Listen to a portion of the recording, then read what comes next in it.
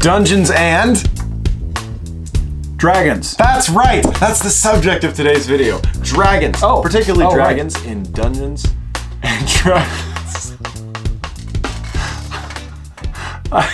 So fly away with us today. While we talk about dragons. Let's get started.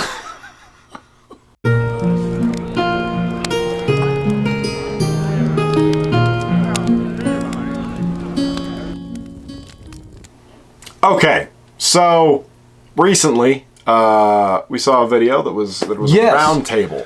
It was a round table. It was done by To D&D, and he does some fun things. He'll get a number of dungeon masters together, and they will discuss a certain topic. And the one that I caught the other day was dragons in your campaign. How to use dragons in your campaign. Caught my eye because it's a subject that I've always been interested in, the use of dragons in Dungeons and Dragons, and in RPGs in general. Opal from Flute Sloot was on it, as a matter of fact. Flute Sloot being, they're some YouTube friends of ours. Anyway, I'll put the link to that video, that discussion, in the details below, because you might want to take a look at it. But it got me to thinking about how I use dragons in my campaign. And dragons in my campaign are a little bit complicated, but I thought that it would be a good subject for discussion. Dragons. I have only encountered dragons in your Dungeons and Dragons campaign, I think a total of... Twice? Three times. No, twice, I think. Twice. With my main character, at least. Yes. Well, no, 3 times. 3 times. 3 times, officially. As of decently recently, 3 times. Yeah, and we won't get into the details. We're just trying to figure this out for ourselves. Trying to count, because this character's been around for a decade, and he's only encountered dragons 3 times over the course of that decade. And this is not uncommon in my campaign because... But dragons are. What he said. But this whole... The discussion that we are having now, but also the video that I watched, got me to thinking about my dragon journey, my dragon integration journey into my campaign. And it goes back to, this is clear back to around 1980, was when I really started thinking about a logical existence of dragons in my campaign. The reason for it was that when I first started playing D&D, I was working my way through a series of books by Anne McCaffrey called The Dragon Riders of Pern. And I love the books. They're all about how... in the story, there were dragons and there were humans who needed to have kind of a psychic, spiritual link with each other so that the humans could ride the dragons so that they could destroy these things that were falling from the skies that would devastate the planet every X number of years, okay? In a way, I think that Avatar is kind of a follow-on of that particular story. The Last Airbender or the Blue People? The Blue People. Did I say it right? Avatar. Yes, Avatar. Yeah. The Blue People thing, I think that, I'm not saying that idea was stolen, but that's the concept of Dragon Riders of Pern. I'm not going to go into details on the stories. If you're interested, go check them out. They're still widely available. Aragon also sounds similar to that. Yes, you're right, exactly. Yeah. But when I first was reading these, I take that back. When I finished reading those books, that I was right in the middle of really expanding my D&D campaign. And so what I wanted to do was use that concept for dragons in my campaign, but it was almost too much. Dragons, as we were just discussing, are few and far between in my world. As far as I'm concerned, they're incredible consumers of resources. So you can't have a lot of dragons running free across your world, in my mind, because the environment simply couldn't support them. Makes sense. But I really wanted to have that whole humanoid dragon bonding situation somehow present in my campaign. So what I did was, I started thinking, what if that kind of a situation had existed eons earlier, and it no longer existed in my current world's time frame? And that's where I decided to run with it. And another thing that I've always been interested in not just Dungeons and Dragons, but in the quote-unquote real world, I really enjoy the idea of cultural exchange. And bear with me a minute. So when one human culture ends up bumping into another human culture, or one society encounters another society, they borrow traits from those cultures. They don't borrow all the traits. They borrow some that are beneficial. They will reject the ones that they don't like, but they also will subconsciously take on components of whatever society they bump into, if they're going to be beneficial to them.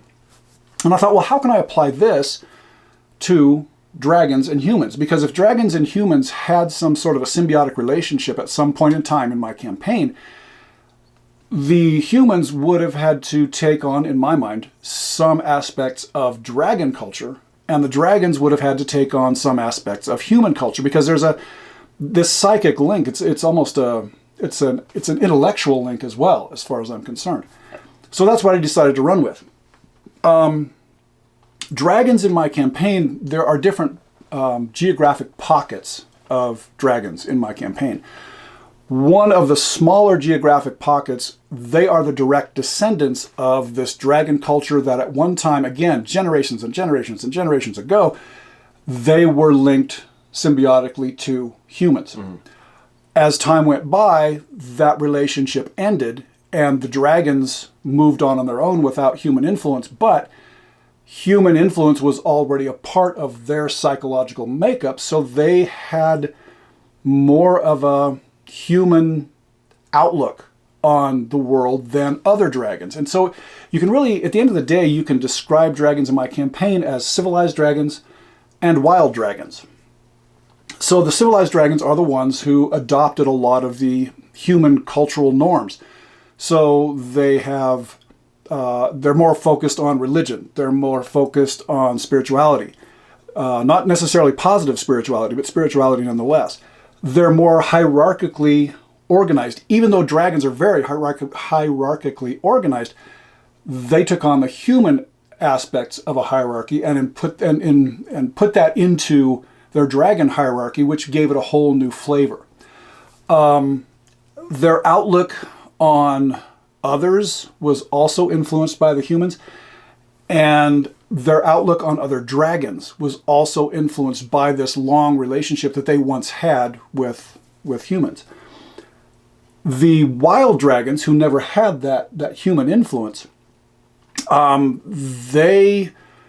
they're more focused on the natural instincts of dragons. When you read through any of the AD&D stuff or the original D&D stuff about dragons, they're closer to that outlook, that viewpoint of the world. But the fact that you have the wild dragons with kind of almost more of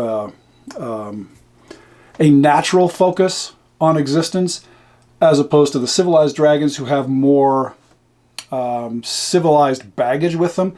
The fact that those two different groups exist also means that there's antagonism between the civilized dragons and the wild dragons. The civilized dragons look down upon the wild dragons look down upon the civilized dragons as not being strong enough, as not being able to survive without these trappings of this ancient human influence that they had. In addition to that, within these separate dragon cultures, you also have the whole spectrum of good and evil dragons. So you've got, evil dragons and good dragons who are civilized. You also have good dragons and evil dragons that are wild.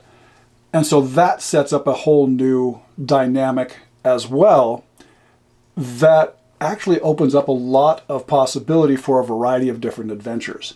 Now, the question might end up being, how does this influence the player characters? In a lot of ways, to be honest with you, it doesn't. Like I said, I very seldom come across them. And we've talked about this before, in that the more you develop as a dungeon master, the more you develop your campaign or your world, the more realism you put into it for yourself, the easier it is for you to impart a vivid reality to the players who are playing in your campaign. And so a lot of that was the reason I originally did this, because I wanted to have dragons be slightly different and have them have something other than what I just read in the AD&D monster manual. So it was for me initially, but there have been a number of instances where player characters have had to interact with dragons in my campaign. And I hate to say this, but no one has ever gotten to the point where they have understood the dynamics of these different dragon cultures. If they had, it would have been helpful to them in terms of getting alliances with dragons, or overcoming dragons, or making sure that dragons didn't align themselves with other entities that were trying to, say, attack humans or humanoids, elves, dwarves, whatever. But that, to me, is a shame that player characters haven't gotten to that point. But a lot of that is actually on me, because I have so few dragons that I haven't really given the opportunity for people to experience that different, again, that dynamic that I set up all those years ago. As I said, this whole concept of civilized and wild dragons, and the humans, some non-player characters realizing that there are wild dragons and civilized dragons, again, huge numbers of varieties and potentials for adventures in this, and also just interesting ways to keep the player characters guessing within the dragons that I've also established. And this is something that has been touched upon by, I think it was touched upon in this roundtable discussion. A lot of the dragons in my campaign, not a lot, I take that back. A number of the dragons in my campaign, they might be assumed to be evil because they're ancient red dragons. That's not always the case. Yeah. Based on influences, some of them that go back these generations and generations, based on some of that early human influence, some of what should be evil dragons are actually good dragons, and vice versa. So there's never, I like the idea of player characters never being able to make an assumption of whether or not something is evil or good in my campaign. The reason that I do that is because if it's known that there are those outliers in the campaign, it makes the players have to think more. Yeah. They can't just rush in and go, oh, well, that's an evil creature, I'm going to go kill it. Well, that's happened many times. And a lot of my player characters have found out after the fact, whoa, I should have thought this through. I should have found out what was happening here before I, went in guns a-blazing, as it were.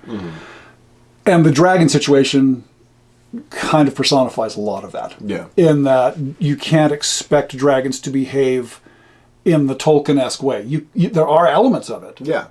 But you have to be prepared to think and investigate and understand and basically ask questions before you assume anything about dragons or basically any other creature in my campaign. But that's how I started with my dragons, and that's still largely how they interact. We used to have something dinging over there quite a bit. Yeah, we're very popular. Yes. But yeah, I again, like we've been saying, I can't say that I have any experience with this at all. I've never had a conversation with any dragon in his world. I've never had the opportunity.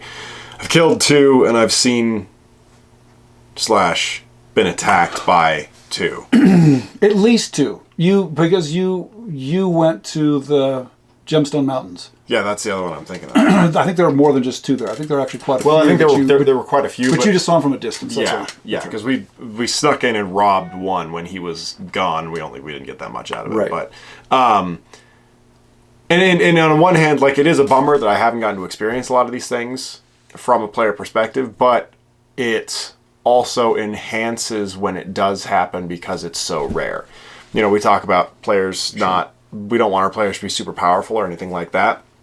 The only dragons that I've ever fought and won, if I hadn't had a huge amount of luck on my side, I would have died, and everybody in my party would have died. But it was dangerous to the point where I don't want to go and necessarily dive into that sort of thing again without putting a huge amount of thought into it. And if I am going to get involved with dragons somehow, it's probably going to be in a way that's beneficial and not necessarily just going and attacking things, because I don't. There's a pretty good chance that would go really, really poorly for me. So it's just these different layers of the world that we always kind of talk about when we're talking about world building. You've got the surface layer that the players experience. You go into a dungeon, you see a door, you open the door, things like that. But then there's a layer underneath that. How did that door get there? How did the dungeon get there? Everything like that. And the same thing applies for dragons. you see dragons. That's cool. It's Dungeons and Dragons, like we've been saying. It's exciting, it's fun, it's fantasy, it's high fantasy, it's good stuff, but the more interesting aspects to it, after that initial shock of, oh, there's a dragon wears off, it's not fun anymore if that's all there is to it. Right. If there is a background to these dragons existing, why they're there, the different relationships between them, like, you know, in the, I gestured to the books you can't see, in the Manual of the Planes, things like that, they're talking about how Tiamat rules the first layer of hell and things like that, and how there's these really, even if it's not something the DM strictly comes up with, but how there's these underlying storylines that these very powerful creatures have, that makes it that much more interesting when you run into them. And you don't know the impact that your decisions can then have on the world as a whole, instead of just on you and your party and what you're doing. Right, and I think you bring up a really good point, in that you don't know the impact. And I think that to me is a key to, well, it's a key to the way that I play, or I like to play. In that, when you make a decision in my campaign, you never really know the full ramifications of it out in the rest of the world. But I think that's great, because it keeps you guessing, and you have to think to yourself, you know, as you go through it, really you end up coming to I'm 80% sure that this is the right decision. Yeah. You never get to 100%, unless it's, you know, cut your own hand off. Then it's probably a 98%. Yeah, this is a good idea. What's that one guy who cut his hand off for the Vecna thing? It's just a reference. Never mind. But anyway, my point being that even cutting your own hand off, because you know that's a pretty personal decision, maybe it is the best thing to do because you have some sort of a rot that is going to kill your entire body, but maybe it's not a good idea because there's something else about that rot that you don't understand. Yeah. But the investigation, you know, I have no problem telling you this, but I guess everybody else that plays in my campaign will also know about dragons now. I have no problem telling you about it because you investigate before you go and do these kinds of things. I try to. And this is information that you would probably have come across on your own. In a library. In a library, or meeting with a sage, or talking to the dragon expert. You probably would have come across this information regardless. But to me, it's just kind of the way to go. And, you know, the best players that I've ever had in my campaign are the ones who investigate. The ones who stop and think and try and determine.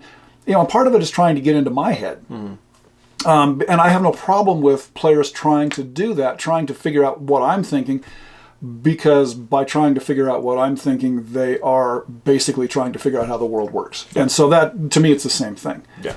But anyway, that was it. You know, successful players in my campaign investigate, and I set up things like the dragon dynamics so that there is something for players to investigate. And whether or not they ever do, that doesn't matter. The fact that I know that it's there is almost as important as the players being able to play with it being there. Yes. So, what you can take from this video, dragons, don't have a lot of them, because when you do, it ruins the fun. Right.